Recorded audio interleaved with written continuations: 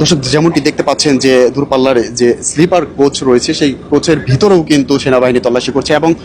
কাউকে সন্দেহ হলে কিন্তু তাদের ব্যাগ কিন্তু তল্লাশি দিচ্ছেন, এমনটি কিন্তু আমরা দেখতে পাচ্ছি। একটু জানিয়ে রাখি যে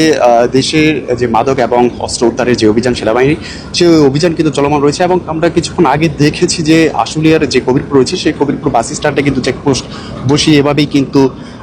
তল্লাশি করা হচ্ছে এবং গাড়ির যে প্রয়োজনীয় যে কাগজপত্র সেই কাগজপত্র দেখালে কিন্তু তাদেরকে ছেড়ে দিচ্ছেন, এমনটি কিন্তু আমরা দেখতে পাচ্ছি। এখন দেখতে পাচ্ছেন যে একটি দূরপাল্লার যে স্লিপার কোচ রয়েছে সেই কোচের ভিতরে কিন্তু সেনাবাহিনী তল্লাশি করছে এবং সন্দেহ হলে তাদেরকে কিন্তু জিজ্ঞাসাবাদ করছেন, এমনটি কিন্তু আমরা দেখতে পাচ্ছি।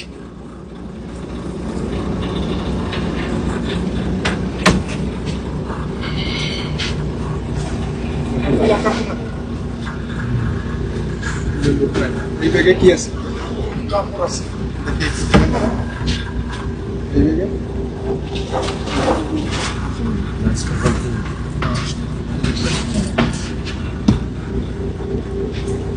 ঠিক আছে। দর্শক যেমনটি বলছিলাম যে আসলে মাদক এবং অস্ত্র উদ্ধারের যে অভিযান সেই অভিযান কিন্তু অব্যাহত রেখেছেন এবং আশুলিয়ার যে কবিরপুর রয়েছে সেখানে কিন্তু চেকপোস্ট বসিয়ে কিন্তু দূরপাল্লার যে পরিবহনগুলো রয়েছে সেখানে কিন্তু তল্লাশি করা হচ্ছে এবং সন্দেহ হলে কিন্তু